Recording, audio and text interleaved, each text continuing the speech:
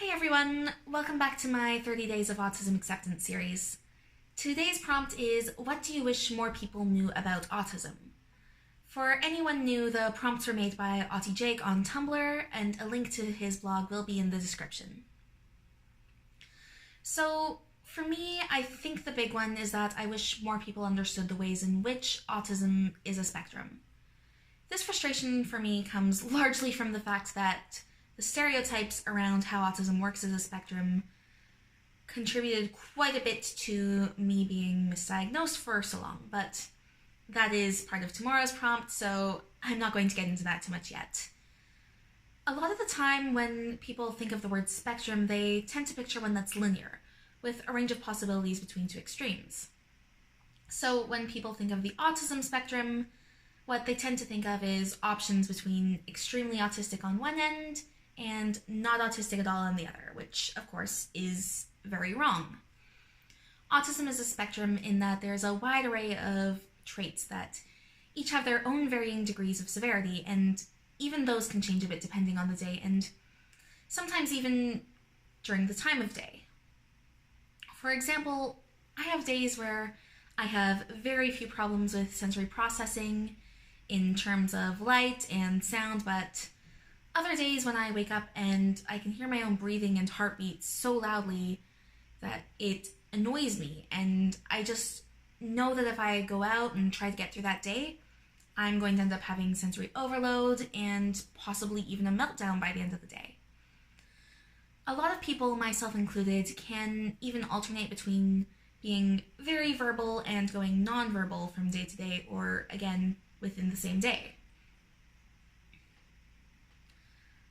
Additionally, you could have one person on the spectrum who has a lot of struggles with sensory processing issues, but they're okay with some social interaction things, or someone who is really not good with social interaction, but they're fine with a lot of sensory processing things.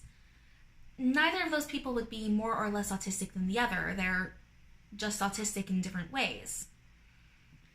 This is why actually autistic self-advocates tend to hate functioning labels. They don't give an accurate description of what's going on with the individual or our life experiences, especially on a day-to-day basis. I'm not mildly autistic. That's not a thing.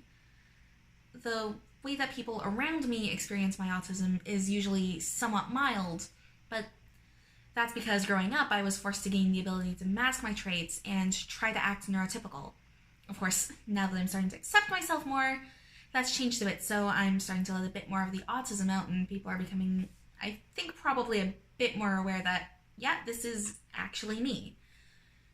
And the terms high functioning and low functioning are also very much bullshit. I'm very rarely high functioning, unless you count functioning on high anxiety levels as high functioning. I may technically be capable of living independently at some point in the future, despite my constant state of confusion and frequently forgetting that I actually need to eat during the day, but that doesn't mean I'm high functioning. It just means I have lower support needs. And that is actually the language that those of us in the community prefer: high and low support needs as opposed to functioning labels. Autism affects everyone differently.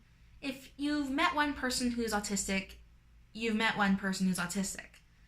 I have several friends who are also autistic, and we are all very, very different people in a variety of ways. No two neurotypical people are the same, so why do so many people assume that all neurodivergent people will be the same? It's ridiculous.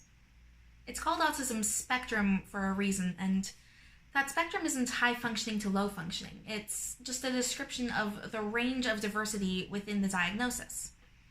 We're not all Rain Man, we're all unique individuals with our own stories and life experiences.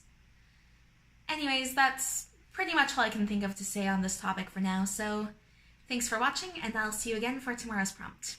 Bye!